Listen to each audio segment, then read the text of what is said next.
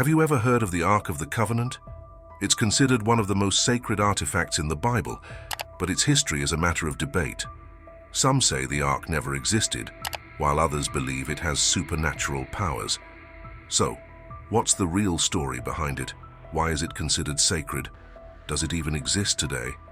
There are many questions to answer and stories to tell. So come along with me as I dive into all the details about the Ark of the Covenant. Also known as the Ark of the Testimony or the Ark of God, it should not be confused with Noah's Ark. The word ark comes from Latin and means large box. Just like Noah's Ark was a large floating box to house the animals, the Ark of the Covenant was a large box that held important items for God, symbolizing his presence among the people of Israel as they wandered through the desert after escaping slavery in Egypt. In short, this object was a movable sanctuary that accompanied the Israelites until they reached the Promised Land, where they established a temple. The Ark was extremely sacred and could not be touched or seen uncovered by anyone. When on the move, it was always covered with cloth and hidden even from the priests who carried it. When they made camp, it was supported on poles to keep it off the ground. According to the book of Exodus, chapter 25, after God gave Moses the 10 Commandments on Mount Sinai, he also provided detailed instructions for building the Ark of the Covenant and the tabernacle to house it. The Ark was to be made of acacia wood, known for its durability and strength. Its dimensions were approximately 4 feet long by 2.5 feet high and wide. Additionally, it was covered entirely in gold, with a gold ring on each corner to hold acacia wood poles for easy transport. In several parts of the Bible, it's mentioned that the Ark of the Covenant contained the tablets of the 10 Commandments and a jar full of manna, the miraculous food that sustained the Israelites while they wandered in the desert. The Epistle to the Hebrews also notes that inside the Ark was Aaron's staff, which miraculously budded and produced almonds, as described in the book of Numbers, the 4th of the 5 books of the Torah. On top of the Ark, there were 2 golden cherubim facing each other. It was between these angels that God would manifest and speak with Moses. Traditionally, cherubim are depicted as human figures with wings. However, the book of Ezekiel describes them as creatures with 4 heads, of a human, an eagle, lion, and an ox, which can be quite a bit stranger than many people imagine. During the Israelites' travels through the desert, the Ark led the way. Whenever they set up camp, the Ark was placed in a temporary shelter known as the tabernacle. According to Exodus, the tabernacle was essentially a tent made of layers of curtains and veils supported by wooden pillars with a separate area for the Ark. This place served as a storage for sacred items and was considered a special throne for God. The Ark of the Covenant was more than just a box. According to the Bible, it had great power to destroy the Creator's enemies and remove obstacles from the path of the chosen people. In the book of Joshua in the Old Testament, we see a clear example of this power.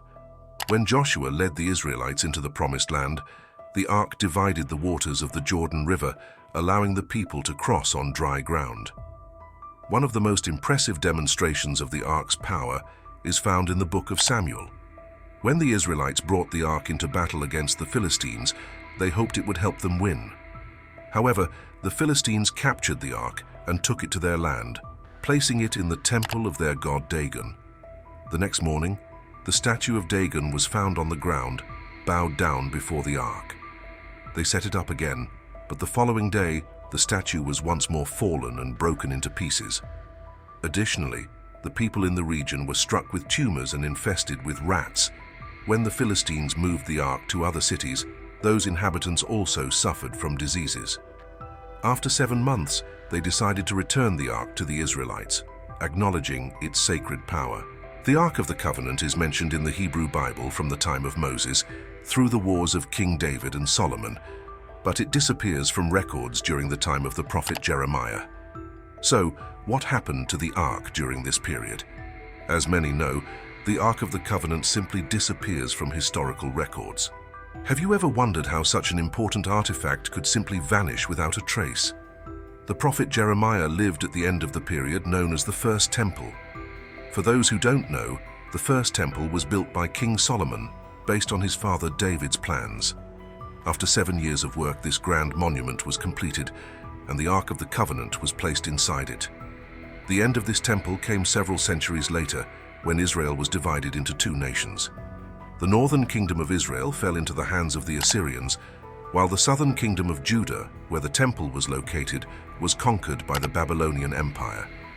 As a result, Solomon's great work was destroyed, and the people of Judah were sent into exile. But what happened to the ark when the temple was destroyed?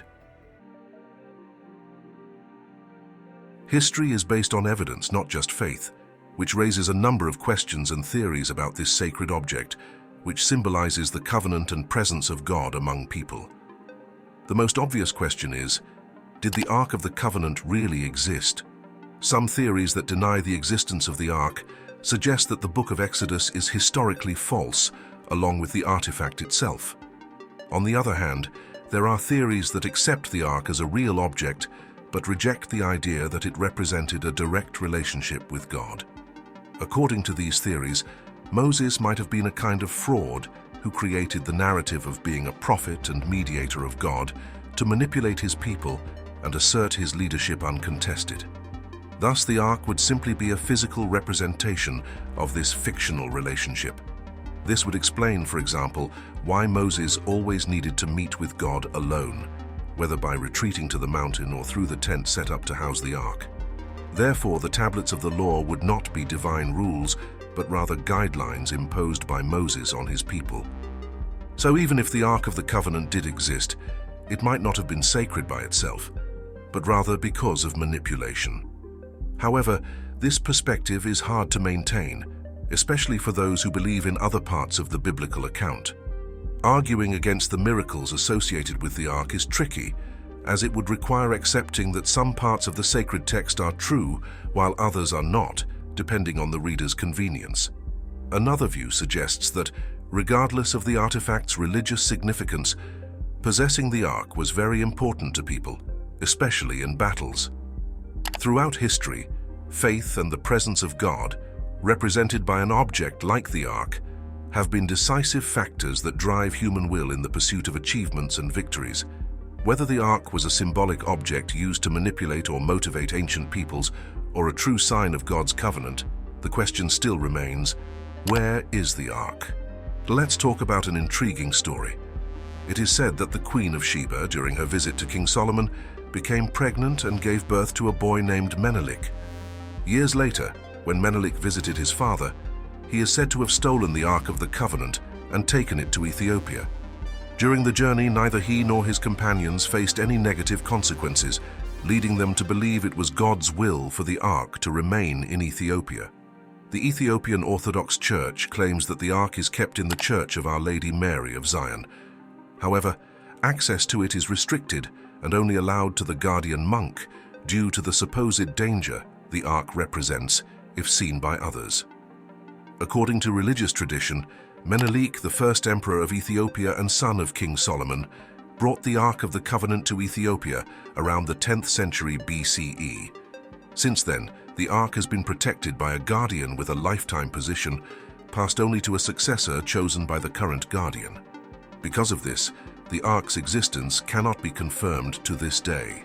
Another interesting theory suggests that the Ark could be in Ireland, specifically on the hill of Tara, an ancient ceremonial site now protected as a national monument. In the late 19th century, many people started desperate excavations searching for the artifact. Despite these efforts, between 1992 and 1995, a specialist archaeologist conducted careful excavations but found nothing.